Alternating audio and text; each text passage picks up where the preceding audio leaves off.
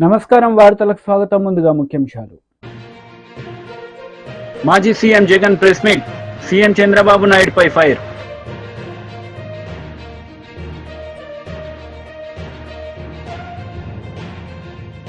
కాంగ్రెస్ నేతలు press meet, పలు అంశాలపై వివరణ. మాజీ సీఎం జగన్మోహన్ రెడ్డి మీడియా సమావేశం నిర్వహించారు. ఈ సందర్భంగా చంద్రబాబు నాయుడుపై ఆయన మండిపడ్డారు. స్పాట్లోకి వెళ్ళాడు. అంబులెన్స్లు అప్పటికే ముమ్మరంగా మోహరించేసాయి. గవర్నమెంట్ అంబులెన్స్ అన్నీ కూడా తీసుకొచ్చాయి. ప్రతి బాధితునికి కూడా తోడుగా ఉండే కార్యక్రమం జరిగింది. 6 గంటల కల్లా వైఎస్ఆర్ కాంగ్రెస్ పార్టీకి సంబంధించిన సీనియర్ నాయకులందరూ కూడా స్పాట్ మీదకి వెళ్ళారు. తోడుగా ఉండే కార్యక్రమం చేశారు. అదే రోజు 11 గంటల కల్లా, మధ్యాహ్నం కూడా కాదు, మధ్యాహ్నం కాకమునిపే 11 గంటల కల్లా ఏకంగా ముఖ్యమంత్రి అంటే నేనే ఏకంగా స్పాట్లోకి నేనే రావడం జరిగింది. స్పందించిన తీరు గమనించమని అడుగుతా ఉన్నా. వెంటనే 24 గంటల్లోనే ఏకంగా ₹1 కోటి కాంపన్సేషన్ ప్రకటించిన పరిస్థితులు గతంలో ఎప్పుడు జరగల. ఇట్లాంటి ఘటనలు జరిగినప్పుడు గవర్నమెంట్ ఎప్పుడూ కూడా రెస్పాన్సిబిలిటీ తీసుకొని, గవర్నమెంట్ ఎప్పుడూ కూడా బాధితుల పట్ల సానుభూతితో ఎప్పుడూ వ్యవహరించాల. ఇంతగా వ్యవహరించిన పరిస్థితులు ఎప్పుడూ లేవు. మొట్టమొదటిసారిగా ₹1 కోటి కాంపన్సేషన్ ఇచ్చిన ఏకైక ప్రభుత్వం మొట్టమొదటిగా వైఎస్ఆర్సీపీ ప్రభుత్వమే, మన ప్రభుత్వమే, జగన్ ప్రభుత్వమే ఇచ్చిందని కూడా చెప్పడానికి కూడా సంతోషపడతా ఉన్నాను నేను. ఇక్కడ 24 గంటల్లోనే ఏకంగా ₹30 కోట్ల అక్కడికి ఇమీడియట్లీ పంపించి బాధితులకు తోడుగా నిలబడడం జరిగింది. ఎవరైతే దెబ్బలు తగిలాయో, ఎవరైతే ఉన్నారో వాళ్ళని వెంటనే హాస్పిటల్లోకి చేర్పించడం, 3 రోజులు హాస్పిటల్లో ఉంటే ₹10 లక్షల మేర కాంపన్సేషన్ ఇవ్వడం, హాస్పిటల్లోకి పెరిగిన మైనర్ ఇంజనీర్స్కి కూడా వెంటనే ₹3 లక్షలు ఇవ్వడం, హాస్పిటల్లోకి ఎవరు వచ్చినా కూడా చిన్న గాయాలతో వచ్చిన వాళ్ళకు కూడా ₹25,000 మేరకు వాళ్ళకు కూడా కాంపన్సేషన్ ఇచ్చి పంపించడం.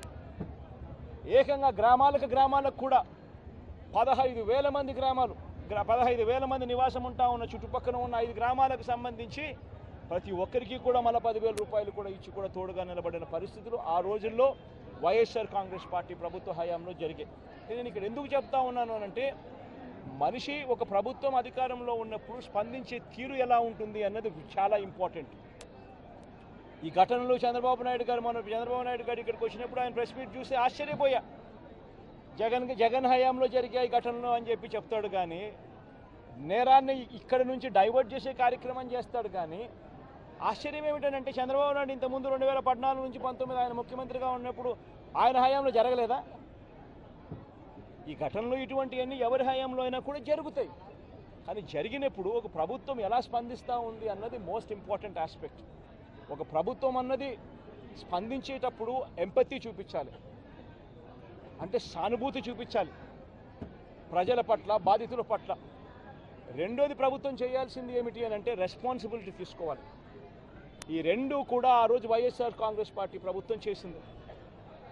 ఈరోజు చీఫ్ సెక్రటరీగా ఉన్న నీరబ్ ప్రసాద్ అనే వ్యక్తి ఎవరైతే చీఫ్ సెక్రటరీగా ఉన్నారో ఆయన ఆధ్వర్యంలోనే అప్పుడే ఒక హై లెవెల్ కమిటీ వేసి ఫ్యాక్టరీ సెక్యూరిటీని, పొల్యూషన్ కంట్రోల్ని, ఈ రెండింటినీ కూడా క్రోడీకరించి ఇటువంటి ఘటనలన్నీ కూడా పునరావృతం కాకుండా ఏ రకమైన రిఫార్మ్స్ తీసుకొని రావాలి అని చెప్పి ఆలోచన చేసి కమిటీ స్టడీ చేసి సిఫార్సు చేయమని చెప్పి కూడా ప్రభుత్వం కోరింది.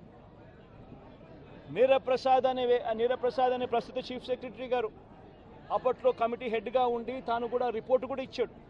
ఆ రిపోర్ట్ ఆధారంగా ఆగస్టు 2020లోనే జీవో కూడా ఇష్యూ చేసి ఒక ప్రాపర్ ప్రోటోకాల్ను తీసుకొని రావడం జరిగింది. ఆ ప్రోటోకాల్ ఏమిటి అని అంటే, అన్ని రెగ్యులేషన్స్ డిఫరెంట్ సైలోస్లో కాకుండా అన్ని క్రోడీకరించి ఒక చోటుకు తీసుకొచ్చే కార్యక్రమం జరిగింది. ఫ్యాక్టరీ సేఫ్టీకి సంబంధించిన ప్రోటోకాలు, పొల్యూషన్ కంట్రోల్కి సంబంధించిన ప్రోటోకాలు అన్నిటినీ కూడా కలిపి ఒక ప్రోటోకాల్ తీసుకొని రావడం జరిగింది. ఆ ప్రోటోకాల్లో ముఖ్యమైనది ఏమిటి అని అంటే, మొట్టమొదటిసారిగా ప్రతి కంపెనీ కూడా వాళ్ళకి సంబంధించిన సెల్ఫ్ కంప్లయన్స్ రిపోర్ట్ అనేది ఒకటి ఇవ్వాలి అనేది దాంట్లో ముఖ్య ఉద్దేశం.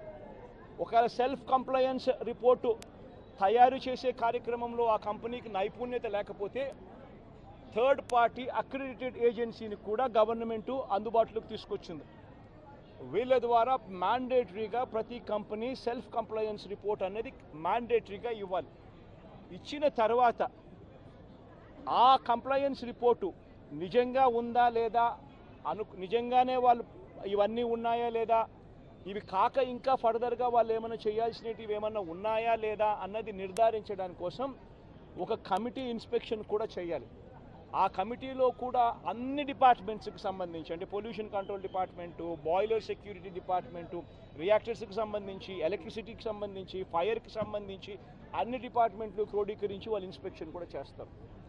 చేసిన తర్వాత వాళ్ళు కంపెనీ యాజమాన్యానికి ఫర్దర్గా ఇవి చేయాలి అని చెప్పి ఒకవేళ ఏదైనా ఉంటే అవి కూడా వాళ్ళు ఐడెంటిఫై చేసి కంపెనీ యాజమాన్యానికి వాళ్ళు టైం ఇస్తారు, కంప్లై చేయండి అని చెప్పి.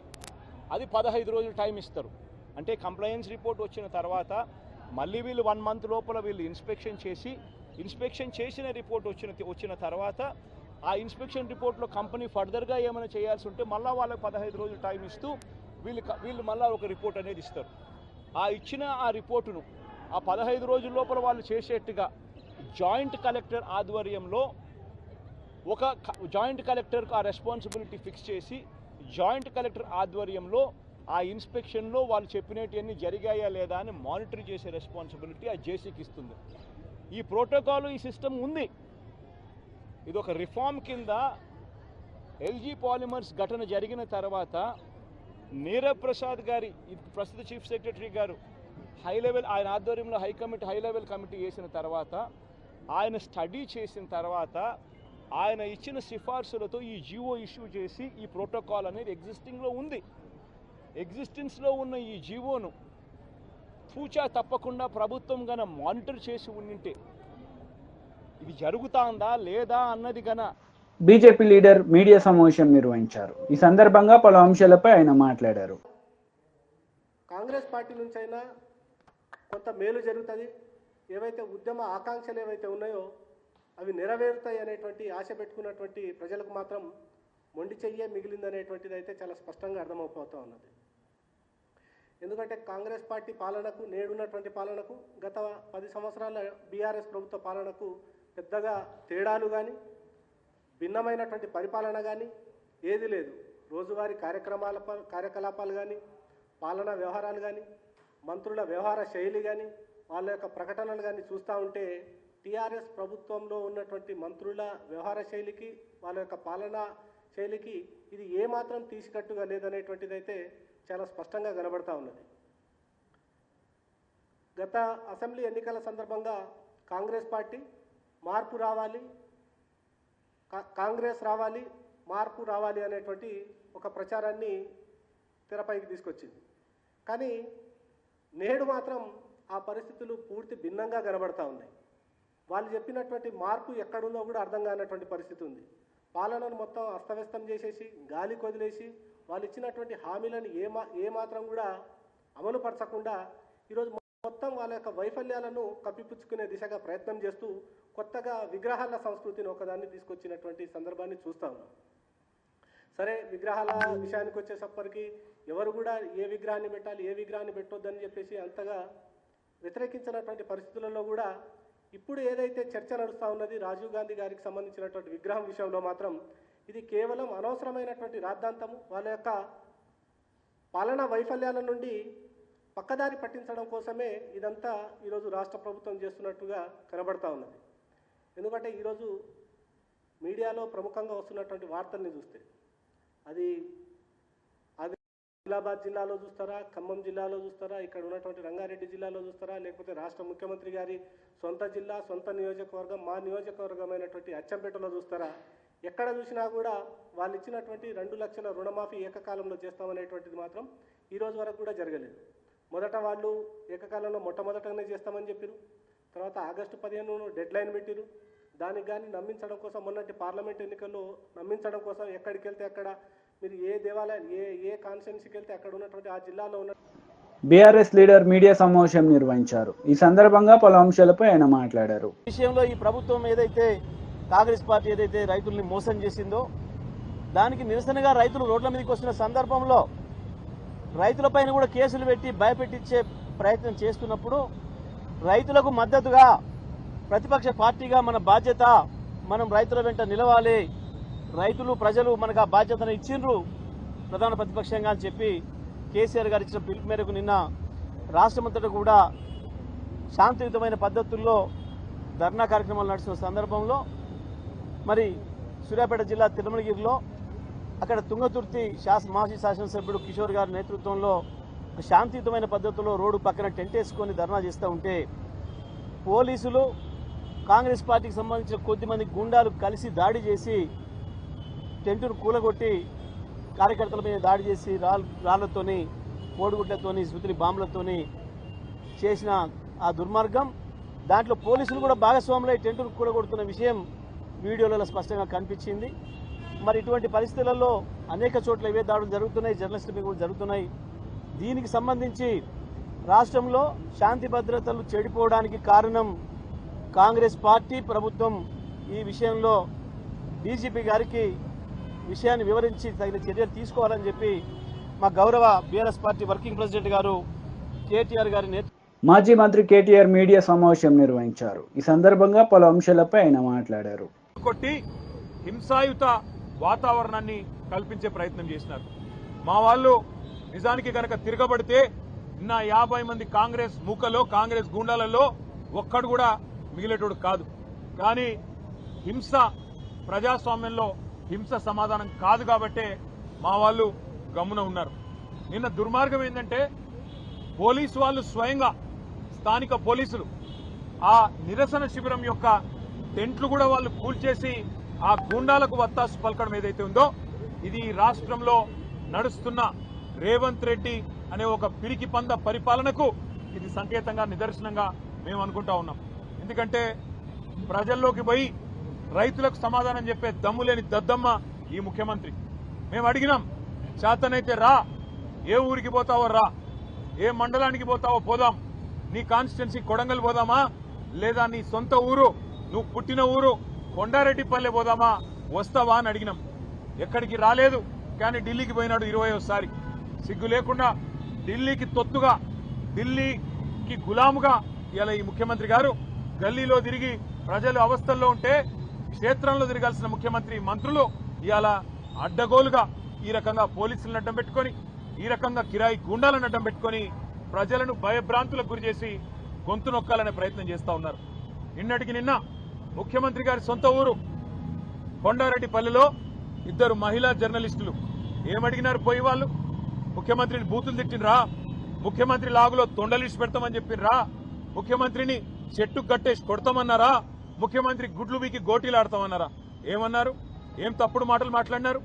వాళ్ళు పోయి కేవలం ముఖ్యమంత్రి సొంత ఊళ్ళో రుణమాఫీ అయిందా లేదా అని రైతులను అడుగుతుంటే అక్కడ కాంగ్రెస్ చిల్లరగాళ్లు, కాంగ్రెస్ కిరాయి గూండాలు 2 మహిళా జర్నలిస్టుల మీద దాడి చేయడమే కాకుండా వారిని కొండారెడ్డిపల్లె నుండి అచ్చంపేట నియోజకవర్గం నుండి కల్వకుర్తి నియోజకవర్గం వెల్దండ పోలీస్ స్టేషన్ దాకా వాళ్లను కార్లేసుకొని సినిమాల్లో చూపెట్టినట్టు వాళ్ళను వెంబడించి బెదిరించి వాళ్ళ మీద పడి రక్కినంత పనిచేసి నికృష్టంగా ఈ ముఖ్యమంత్రి నికృష్ట మనస్తత్వానికి ఒక నిదర్శనంగా కాంగ్రెస్ నాయకులు కాంగ్రెస్ కార్యకర్తల తీరు ఉందని చెప్పక తప్పడం లేదు.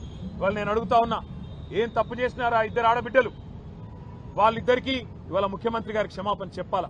నీ సొంత ఊర్లో నీ సొంత ఇంటి ముందు 2 తెలంగాణ ఆడబిడ్డల్ని, విజయారెడ్డిని ఆవుల సరితా యాదవ్ని, 2ని అవమానించింది నీ పార్టీ. ఎందుకు అవమానించింది? ఒకే ఒక కారణం, నీ బండారం బయట పెడుతున్నందుకు, నీ రుణమాఫీ జరగలేదు అనే వాస్తవాన్ని ప్రజల్లోకి తీసుకుపోతున్నందుకు ఇవాళ వాళ్ళ మీద ఈ రకంగా దాడి చేయడమే కాకుండా మళ్ళీ నిన్నటి నుంచి నికృష్టమైన రోత పుట్టించే వార్తలతో సోషల్ మీడియాలో కూడా నికృష్టమైన మాటలు మాట్లాడుతూ ఉన్నారు కాంగ్రెస్ నాయకులు. నేను ముఖ్యమంత్రిని అడుగుతా ఉన్నా, దమ్ముంటే నీ భాషలో చెప్పాలంటే మగాడివైతే ఊళ్ళల్లోకి రా, సెక్యూరిటీ లేకుండా రా, పోలీస్ బలగాలను అడ్డం పెట్టుకొని కాదు, బ్యాంక్ అధికారులను అడ్డం పెట్టుకొని కాదు, వ్యవసాయ అధికారులను అడ్డం పెట్టుకొని కాదు, మేము కూడా వస్తాం, నువ్వు కూడా రా. ఏ ఊరికి పోతావో పోదాం. ఎక్కడ కూడా చారాన రుణమాఫీ కాలే. ఎక్కడ కూడా రుణమాఫీ అనేది పూర్తి కాలే. రైతులు ఇవాళ బగబగ మండుతా ఉన్నారు. ఎక్కడన్నా కాంగ్రెస్ ఊళ్ళలోకి వస్తే తరిమి కొట్టాలన్న ఆలోచనలో ఉన్నారు. అందుకే ముఖ్యమంత్రికి చెప్పేది, తప్పు పోలీసులది కాదు. పోలీసు వాళ్ళు ఏం చేస్తారు పాపం, ముఖ్యమంత్రి, మంత్రులు, అధికార గణం మీరేం చెప్తే అది చేయక తప్పదు. పోలీసు తప్పు కాదు, తప్పు ముఖ్యమంత్రిది, పరిపాలించే సత్తాలని సన్నాసు రేవంత్ రెడ్డిది అనే మాట నేను విజ్ఞప్తి చేస్తా ఉన్నా. నేను పోలీసులకు కాకపోతే విజ్ఞప్తి చేస్తా ఉన్నా, మీరు కూడా అత్యుత్సాహం ప్రదర్శిస్తే మంచిది కాదు. మా పిల్లలు ఎవరైనా ఒక సోషల్ మీడియాలో రుణమాఫీ జరగలేదు అని పోస్టు పెడితే పోలీసులు కాల్ చేస్తారు. అదేవిధంగా కరెంటు పోయింది అని పోస్టు పెడితే విద్యుత్ శాఖ అధికారులు ఫోన్ చేస్తారు. ఈ రకమైన అత్యుత్సాహం మంచిది కాదు. దయచేసి సంయమనం పాటించండి. అధికారం ఎవడు అబ్బసొత్తు కాదు. ప్రజాస్వామ్యంలో అధికారం మారుతూనే ఉంటది, వ్యవస్థ మాత్రం అట్లే ఉంటది. దయచేసి గౌరవ డీజీపీ గారికి మేము ఏదైతే విజ్ఞప్తి చేశామో. కాంగ్రెస్ నేతలు మీడియా సమావేశం నిర్వహించారు. ఈ సందర్భంగా పలు అంశాలపై వారు మాట్లాడారు. ప్రభుత్వంలో చిత్తశుద్ధితో ప్రభుత్వం వచ్చిన మొదట్లోనే 6 నెలల పూర్తి కాకముందే ఇచ్చిన మాట ప్రకారం 18,000 చేసి మిగతా 12-13,000 చేయటానికి సిద్ధంగా ఉంది. నిన్ననో మొన్ననో ఎక్కడో గత ముఖ్యమంత్రి గారు ఒక ధర్నాలో కూర్చొని మాట్లాడుతున్నారు, ఇంకొక మంత్రి గారు ఒక దేవాలయంలో పోయి మాట్లాడుతున్నారు.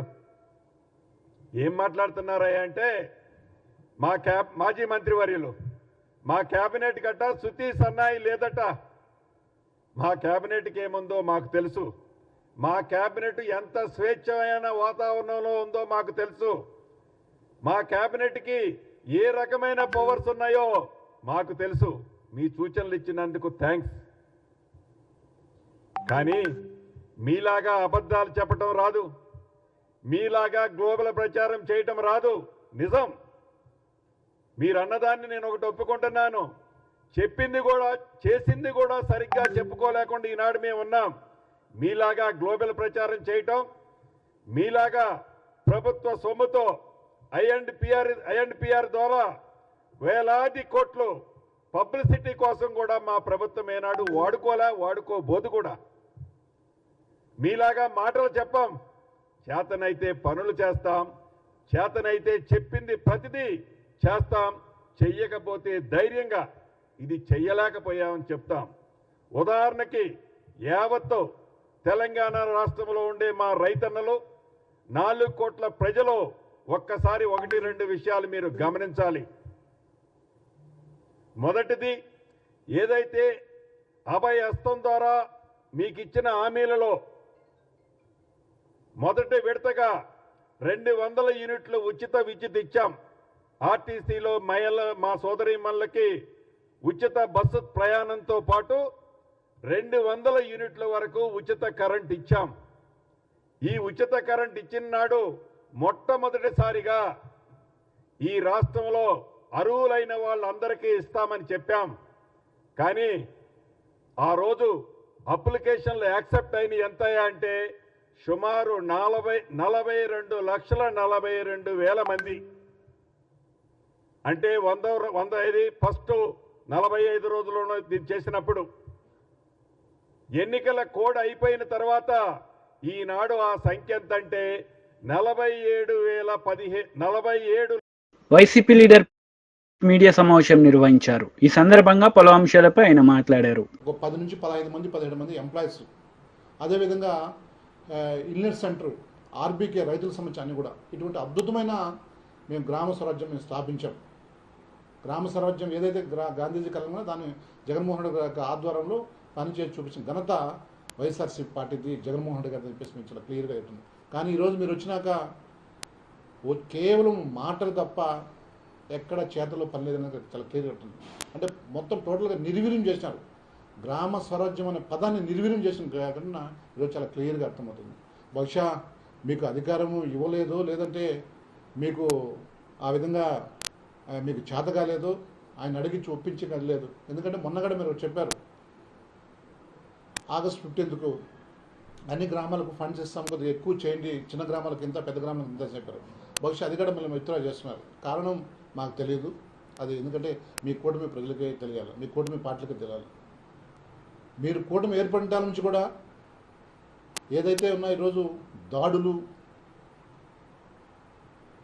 దండయాత్రలు, భూములు లాక్కోవడము, ప్రభుత్వ ఆస్తులు ధ్వంసం చేయడము, మనుషులను టార్గెట్ చేయడం, అంటే టోటల్గా చంద్రబాబు నాయుడు కుమారుడు చంద్రబాబు నాయుడు గారి యొక్క ఏదైతే లోకేష్ ఉన్నదో ఆ యొక్క రెడ్ బుక్ పాలన అదే మీద ఏదో వస్తుందంటే, ఎందుకంటే డాక్టర్ బిఆర్ అంబేద్కర్ ఇచ్చిన గొప్ప రాజ్యాంగం ద్వారా ఏదైనా పరిపాలన సాగిస్తా అనుకుంటే, గాంధీజీ గారు గ్రామ స్వరాజ్యం ఏదైనా ఇంప్లిమెంటేషన్ జరుగుతుంది అనుకుంటే ఎక్కడే లేదు. వచ్చిన కాలం నుంచి కూడా నిన్నే ఒక చర్చిలో కోడళ్ళు దాదాపు 120 సంవత్సరాల ఉన్న చరిత్ర లోదరం చర్చిలో ఈ కూటమి వాళ్ళు వచ్చి మొత్తం టోటల్గా రాత్రుల్లో ఆడవాళ్ళు మగవాళ్ళని లేకుండా ఆడల పైన పడి యుద్ధం చేసి మొత్తం జేసీబీతో పాల్గొట్టిన ఘటన చూసాం. అంటే మీరు వచ్చిన నుంచి చర్చిలు పాల్గొట్టడం, ఆక్యుపై చేసుకోవడం, మసీదు స్థలాలు ఆక్యుపై చేసుకోవడం, దేవాలయ స్థలాలు ఆక్యుపై చేసుకోవడం, ఇది మీరు చేసే పని. ఎక్కడే కానీ గ్రామాలను డెవలప్ చేస్తాము, గ్రామాల్లో ఉండే చదువుకున్న విద్యార్థులకు ఉద్యోగ అవకాశాలు కల్పిస్తాము అనుకుని ఎక్కడ మీకు ఆలోచన లేదు. మా ప్రభుత్వంలో మేము ఉన్నప్పుడు దాదాపు 1,65,000 ఉద్యోగాలు వన్ టైంగా ఇచ్చాం. ఏదైతే గ్రామ సచివాలయంలో మొత్తం టోటల్గా ఈ మండలాలకు, అదేవిధంగా తాలూకాలకు, జిల్లాలకు పోకుండా గ్రామంలో దాన్ని అన్ని ఫెసిలిటీస్ జగన్మోహన్ గారు కల్పించాడు. ఈరోజు మీరు అంటారు మొత్తం టోటల్ గ్రామంలో ప్లే గ్రౌండ్ లేదు. చుట్టుపక్కల మన సంబంధించిన కూటమి ప్రజలే చుట్టుపక్కల మొత్తం టోటల్గా భూములు ఆక్యుపై చేసుకుని ఆక్రమించుకున్న పరిస్థితి మీరు కనుక గమనించాలి. ఒకసారి మీరు గమనించి, ఎందుకంటే మీరు గూండా యాక్ట్ కూడా పెట్టాలని కదా, మంచిదే. నేను కూడా మీరు గ్రామాల్లో అభివృద్ధి చేస్తుంటే మంచిదే, సంతోషం, హ్యాపీ అనుకున్నాం. కానీ మొత్తం వార్తలు ముగించే ముందు ముఖ్యాంశాలు మరోసారి. మాజీ CM Jagan press meet, CM Chandrababu నాయుడుపై ఫైర్.